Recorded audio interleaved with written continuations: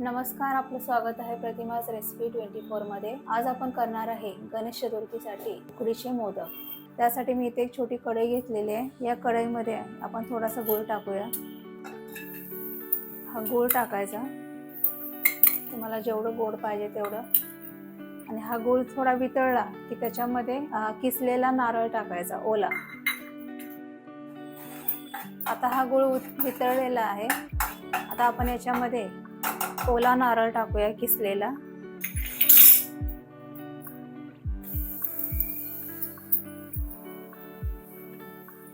आणि हा नारळाचा किस या गुळामध्ये परतून घ्यायचा।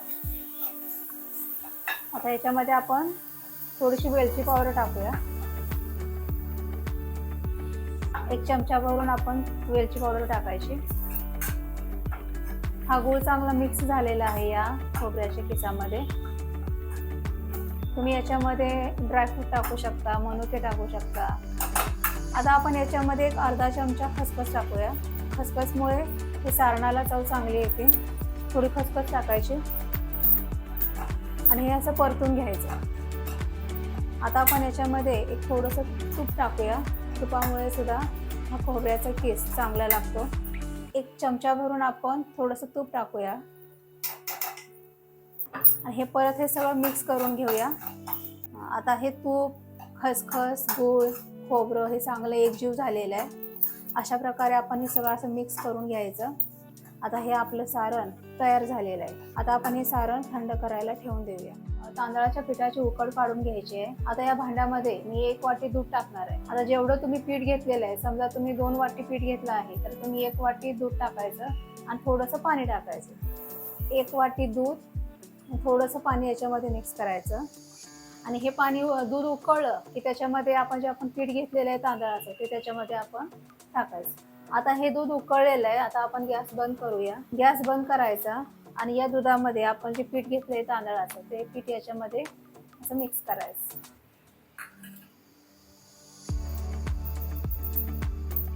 दुधामध्ये मीठ टाकायचं नसतं म्हणून मी आता पिठावरती मीठ टाकत आहे। थोडंसं मीठ टाकायचं चवीसाठी। आता हे पीठ या दुधामध्ये चांगलं मिक्स करून घ्यायचं।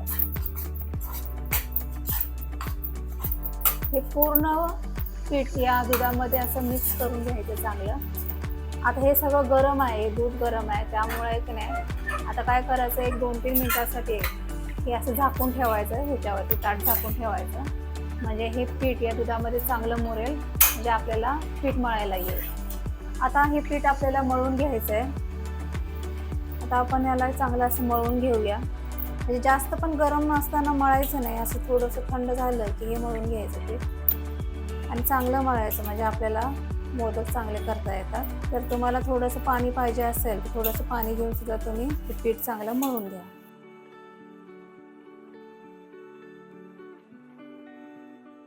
आता आपलं पीठ सुद्धा मळून झालेलं आहे आणि सारण पण तयार आहे। आता आपण मोदक बनवायला घेऊया।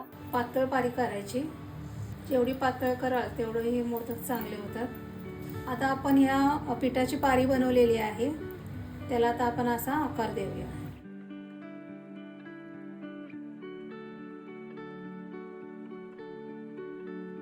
अशा प्रकारे आपण या कळ्या पाडलेल्या आहेत या पारीला। आता आपण याच्यामध्ये सारण भरूया।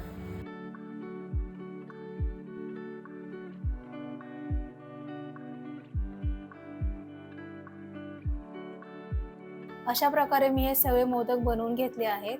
आता आपण या मोदकांना उकडायला ठेवून देऊया। त्याआधी आपण या चाळणीला थोडंसं तूप लावून घेऊया। तूप लावायचं आणि त्याच्यामध्ये हे मोदक सगळे असे ठेवून द्यायचे।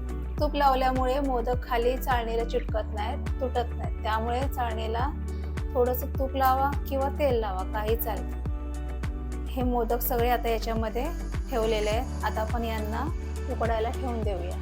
मोदक बनवत असताना मी इथं पातेल्यामध्ये पाणी गरम करायला ठेवलं होतं। आता आपण या पाण्यावरती ते आपण जी चाळण घेतली ती चाळण याच्यावरती ठेवून देऊया। आता ही चाळण या भांड्यावरती अशी ठेवून द्यायची आणि त्याच्यावर एक ताट झाकायचं आणि एक 10 मिनिटासाठी या मोदकांना आपण उकड द्यायची। आता आपले हे तांदळाचे उकडीचे मोदक तयार झाले आहेत। त्यांना आता एका प्लेटमध्ये आपण काढून घेऊया। ही रेसिपी तुम्हाला आवडली असेल तर या व्हिडिओला लाईक आणि शेअर करा आणि माझ्या चॅनलला सबस्क्राईब करा आणि सर्वांना गणेश चतुर्थीच्या खूप खूप शुभेच्छा.